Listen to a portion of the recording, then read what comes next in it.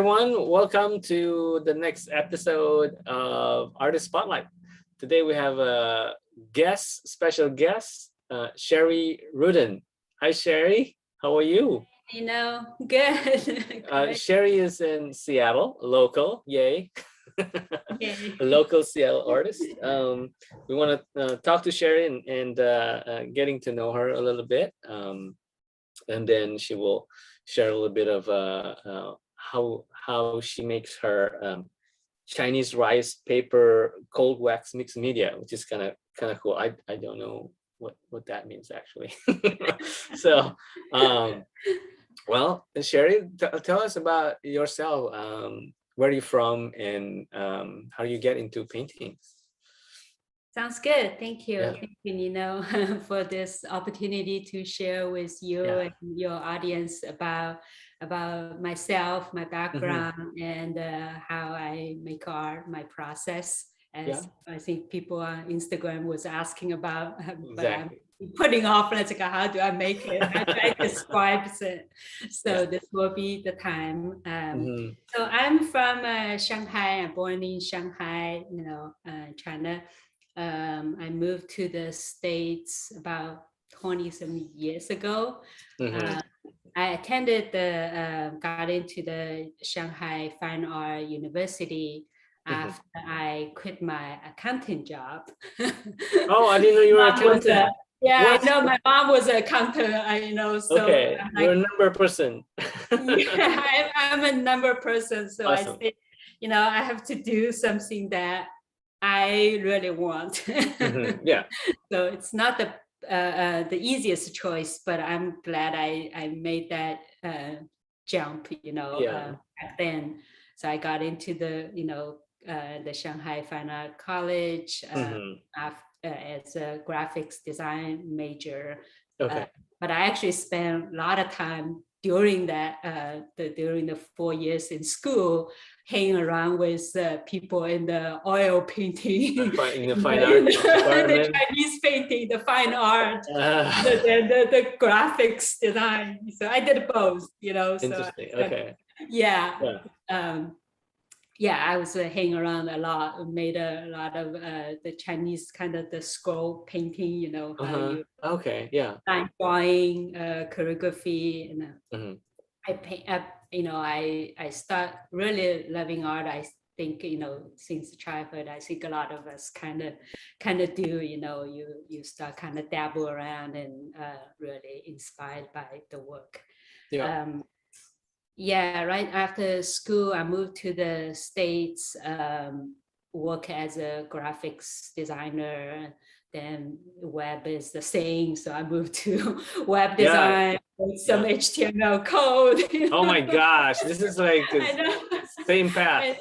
I know. Then and then I moved to user experience design. For me, I think I'm kind of this person with rational and intuitive kind of both. Right brain, left brain. Left brain, right brain, left brain. I develop them equally. Yeah. Which I think it's really cool. As we will talk about the art making is kind of the same thing. You want your intuition to drive. You want to making the work as fluid as possible, but on the other hand, you also want to making some rational decisions on what you want to do. Your skills that you learn. So it's kind of the combination of the balance of the two, which makes a strong piece of art. Yeah. Okay, so when did you? So you hang around with the fine art department more. Okay, so then you moved to the States and then you work for user experience design. So for those who doesn't know, it's more like digital design. Then would you call that like digital product digital design? Basically for commercial, for website, but at the same time you were painting as well. or no, you stopped Yeah, painting? I never stopped painting. Just Okay. the percentage of my time, more or less, Well, you know. yeah. So I kind of Yeah, yeah. yeah. I mean, I think when I first moved here, you know, it's just you're in a new country. It's exciting, you know. Hmm. I probably, you know, getting my language in place, getting, you know, a foot in the door. Hmm. The design space, but Yeah. I was never really like a lost in touch in the visual arts community. And I mean, you're a designer, right? Hmm. There's Hmm. a lot of, to me, there's a lot of connection into being a Yeah. designer of fine art. You know, Yeah. it's two profession, but there's also interconnection. They're connected. How you approach to problem solving. You know, Hmm. how do Hmm. you talk about your Yeah. art, Yeah. your idea, you know, how does your idea generates you know, outcome on paper, you know. Hmm. Hmm. That's part of, I think, of being an artist nowadays. Yeah. Yeah. Yeah. You start to practicing, but yeah, I never stopped painting. You know, I did a lot of the traditional media like oil and acrylics, Hmm. encaustic. I learned some monoprints, you know. I was practicing Chinese choreography, and then, you Okay. know, Western choreography, Yeah. drawing. I always draw into kind of line art, you know. Hmm. I was looking at, because Taco was looking at some of my older work like 15 years ago. Okay. Oh, I can't stand those work, but you know, Yeah. I Yeah. think everybody kind of goes through the process. You train your visual intuition into Hmm. the as you kind of working with different media, different aspect, and as your life you grow as a person, you know, Hmm. the Yeah. art kind of evolves, Yeah. whether you know or not, Evolves. Yes. right? Right. Right. Right. Right. Yeah. Yeah. So it's, Mhm. yeah. So you did calligraphy art, and at the Yeah. same time uh abstract art. Are you still doing, you already doing abstract art at that time, or? Yeah, you know what? So I started very the traditional. My older painting is actually kind of landscape, you know, Okay. like Yeah. impressionist-ish Sure. painting. Then Hmm. I moved to more a little bit abstract, but I was very into figure, kind of Figurative. abstract Oh, figure. yeah. You know, Yeah. the Okay. Klimt is one of my favorites. So for a while, my drawing, my painting is more like the 1920s. I have a fascination about, Of you know, that. Okay. 1920 Paris, you know, all that. Yeah. Yeah. It kind of gets into your mind. So all my drawing is a little bit decorative, you know, Art Nouveau-ish Hmm. Hmm. work, you know. So Yeah. then I kind of moved to a little more abstract by, I think I got in by doing encaustic, because, you know, Oh, okay. encaustic as a media, Yeah. it's really hard to do the real kind of drawing, you know, so it forces Hmm. you kind of to play with the material Yeah. itself. Yeah. So my work become a little more abstract, you know. Yeah. It's still, Uh-huh. I mean, still, I think today my work is still have certain elements that's out of my drawing, you Hmm. know, but it kind of all manifests itself, I guess, just naturally, you know, Yeah. happen. Uh, Yeah. I'm a firm believer of kind of let the work take on its own life during the Mm-hmm. creation process, Yeah. because, you know, each time whenever you're making a piece, to me it's kind of you're taking on a me journey with yourself, with the art, Uh-huh. you Yeah. know. Yeah. Yeah. Yeah. So you really, I mean, I may have something like in my mind. This is part of where we talk about the inspiration, you know. If I think Hmm. there's, you know, handful of really master artists that I really like, but even if I try to do something like that, I think it was a Picasso had a saying about, don't worry about trying to copy others because you can't. Unless you're tracing it, the minute you start to kind of like, oh, I want to make a work like that, but the minute it was your hand, it's like you're not going to do exactly. It's influence, right? I can see like your work. It's a perfect example. You just kind of in your flow doing things. That's truly that's you. I can't do that because I can't do what you're doing. It's different. That's why. Yeah. So when did you start working on rice paper then? Yeah, it's about 4 years now. Okay. 5 years. Yeah. So I took a trip back to Shanghai, back and forth a lot. I was really into kind of, I'm looking at a lot of the contemporary artists in China how they use the rice paper as a media to, as the material to paint and draw. But you find, the traditional Chinese rice paper, not the brush painting, right? The ink brush painting, you're kind of limited to the brush, every form is about, that. About the brush strokes, about the brush stroke, and about the calligraphy, how you move, So I really like the paper, its versatility, and it's kind of this, it's basically the Chinese paint. It's like a watercolor, but it's not made of, I think it's made of mineral, the natural material, not like the watercolor is the chemical, right? I'm not sure, but the material is different, but that watercolor and the paper combination, it has that subtle, luministic kind of to it. I was like, that is so cool. And I also reverse the process. I'm basically doing collage, right? The collage is the cool thing about collage versus, paint on rice paper is, it's like watercolor. When you paint, it's like a one and done. If you're not doing good, it's like, start a new one. Collage is, you can always collaging them on top. You can experiment more, I guess. Yeah, you can experiment more, and it's like an oil you can always cover on top, but it's like every material, it has advantages and disadvantages. Sure. Right? Okay. Do you want to show like what's that like? Yeah, let me I want to see this. Yeah, let me switch my camera to show you some of the material I'm using.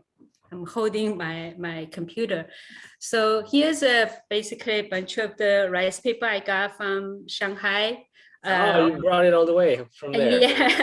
Yeah, I ordered them. I used to go to Shanghai and buy them, but now you can't travel, so I ordered them online. And lately, I've been ordering a lot of these ones that has the kind of the color, the pre-made color, the green or kind of natural tones. Cool.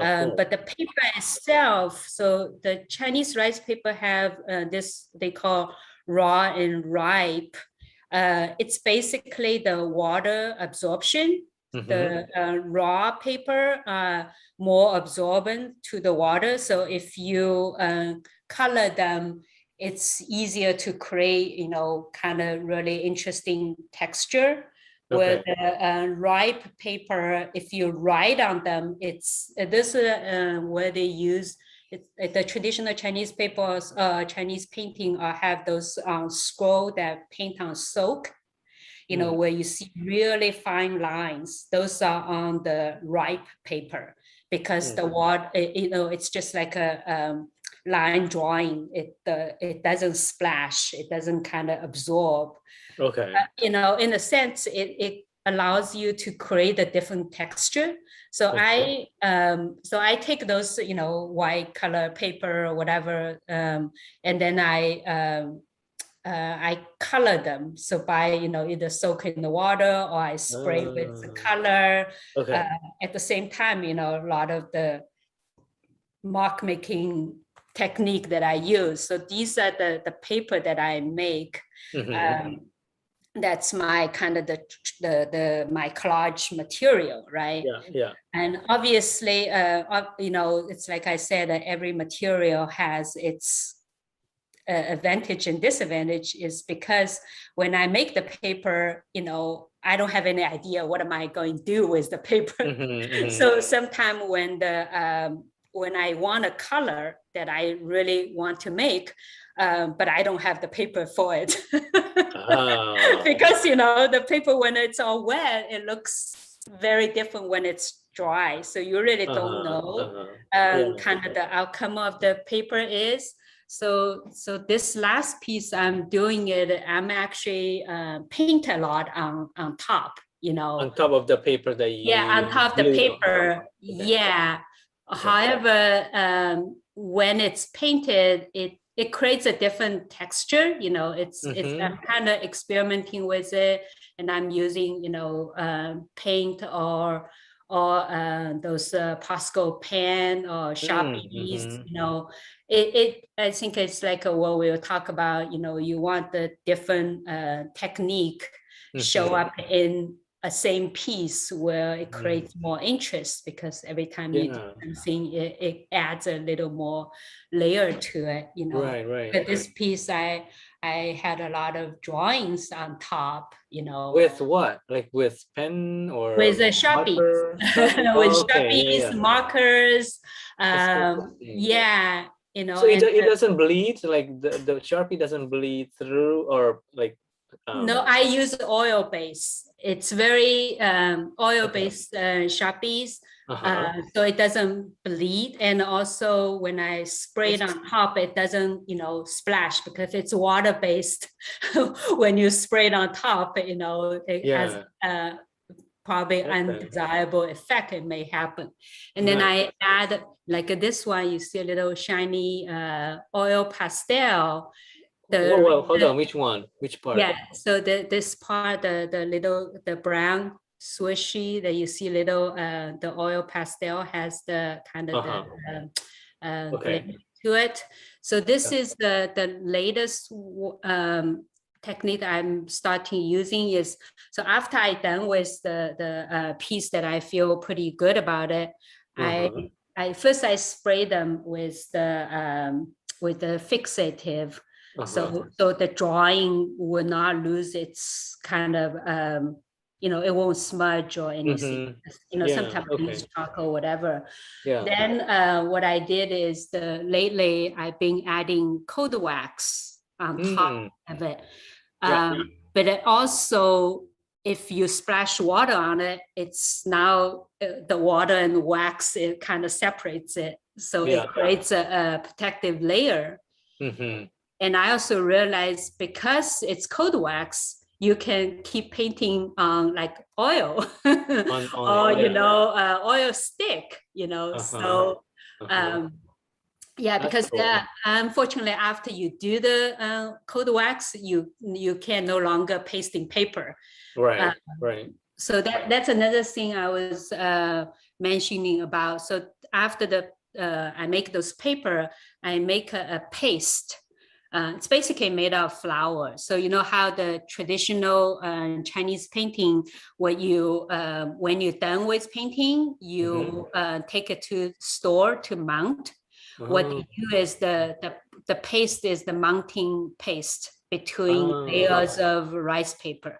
You see how the painting hang on scrolls, right? The scroll are the kind of the back is the heavier mounting paper than your drawing mounted on top. So so my process, basically I do opposite. I start mounting by working on the board. So I've been using these are so this is all in my hallway, a bunch of so these are the board that I'm you buy from basically the wood board. And then I start the mounting process. So you have to do it on the board. You can't do it on canvas, right? Yeah, I can. So that I cannot. Yeah. That's why. Oh, I haven't tried it yet because I tried mounting just directly on paper, but it gets wrinkled. Right.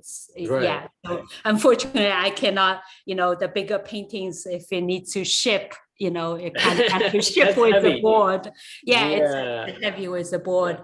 But it's so that's kind of my process. That's So cool.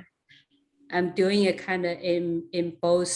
I want to go back. Yeah, there you go. That's Yeah. cool. Yeah. So so basically you create your own raw materials, like from the paper, and you make the color of it, basically like making sure I have all the colors I need, or I don't know yet, but Maybe just not. making those. Yeah. Yeah. So what color is it, like acrylic color when you No, make the the Chinese watercolor? paint. Yeah, it's the Chinese paint, but they're basically on Chinese watercolor. Water-based color, yeah. Yeah, Okay. it's water-based color. So, Mhm. I basically in the big bucket, I soak some Yeah, color in there, and then yeah, I soak the paper. yeah, Sometimes I just crumble them. yeah. It itself is kind of part of the process. At Right. the time when I make the paper, I have no idea what am I going to do with it, right? I Yeah. just want to have Right. lots of different colors, Mhm. that I Yeah. like. Did Um, you make your own paper at sometimes, or no? No, I never did. No. Yeah, next time when I'm going to China, I want to kind of go to the the paper making Paper, province yeah. and really get some really cool paper because Yeah. there are certain paper, they're just like a rich in texture itself. Yeah. It's really Yeah. cool. This Yeah. paper I was showing you, so it has already kind of a cool texture into it. Nice. Yeah, And that's pretty sometimes thin too, right? It's thin, right? It's not super thick. Like it's see-through yeah, a little it's bit. pretty thin. Yeah, it sees through, but That's the it nice thing already about it. have this kind of nice kind of. Sometimes Mhm. I just use directly on that paper, Yeah. or sometimes I definitely I color them, and some paper I don't have them. I like how the paper creates this transparency or translucency, like when you Yeah. Some people are a lot more thinner, so you can, so this is actually pretty cool. It has kind of little fiber in it. I don't know if you can see. Yeah. That's Yeah. cool. So, and they have a lot of, I'm seeing on the Chinese website, but I can't touch it. Yeah. So I can't wait to go back there, really kind Yeah. of learn about the Cool. material. And it's like the possibility is endless. And that's Right. So many. yeah, the fun part of it, just making the paper. Sometimes Yeah. you look at the paper, it's like that could be a piece of art. Yeah. So that's cool. Well, thanks for showing us. It's really neat. Now I want to do paper. Yeah, you should try it. So are you doing this? I heard you doing this full time now. What's going on? Yeah, we just talk about so my last job I have been at Microsoft for 15 years. 15 years. So yeah, in 2 weeks I will be a full-time artist. What? Well, that's awesome. I know. Yeah, it's been the corporate world has its, you're a designer, you know what I'm talking about. But I mean, I have no regret. I think I learned a lot of personal skills and being a science. It's not, it's not like I'm doing something totally and not creative. So less creative than I would like, I mean, for years I have been kind of working on a schedule, when I switch off from my 5 o'clock job to my art, I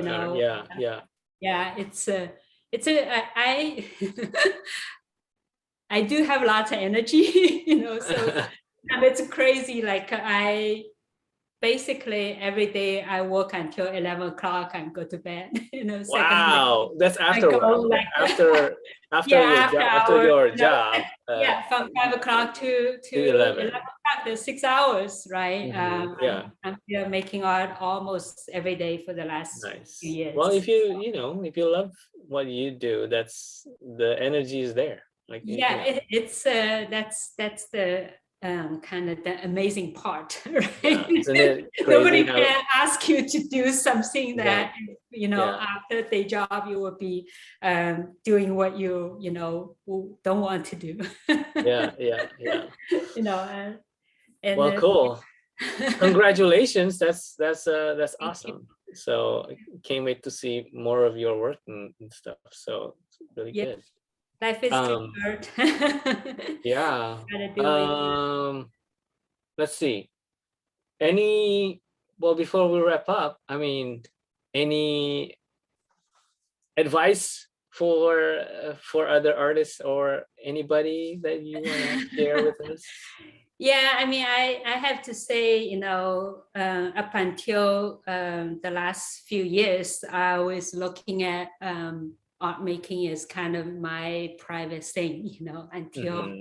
I decided, hey, I want to put it out there to, let other people see, Yeah. and not being really judged or something by my own inner critic. Yeah. Yeah. Or your Uh-huh. own, so you as an artist get to define what it means to you to be Hmm. a success criteria. As we commonly say, what's successful or not, it doesn't really matter because it's only you, Yeah. who knows what's feeling That's. good, right? Because Mhm. every other judgment or your inner critic is really the outer world that Mhm. impose upon to you, tell Right. you what you need to do, Okay. Yeah. you're only successful if you do this, but it's Mhm. no, we all know, right? As Yeah. artists, if you know what it means to you to keep making work that Mhm. making Yeah. you really feel alive, Yeah. and Yeah. that's good enough. just just do it. Yeah. Yeah, just Just. just just do it. Art making is I think I call it a blind face. It's something that you don't really Uh, need to kind of really think too much about it. You just mm, think, hey, this is what I like to do, and yeah. if somebody enjoys it, that's great. Mhm, mhm. you know Yeah. If not, you already enjoy making it. yeah, you enjoy make it, so why does it matter, But right? so what? So what? Exactly. So it's not Mhm, about like, oh, every time I make something, I have to making sure, other people mhm, like it and then mhm. exchange for money. And then so Yeah. what? After you Yeah. exchange for this one, are you going to make another one to exchange for it? But Yeah. it's Yeah. not. It's a you have to be really loving Yeah. yourself.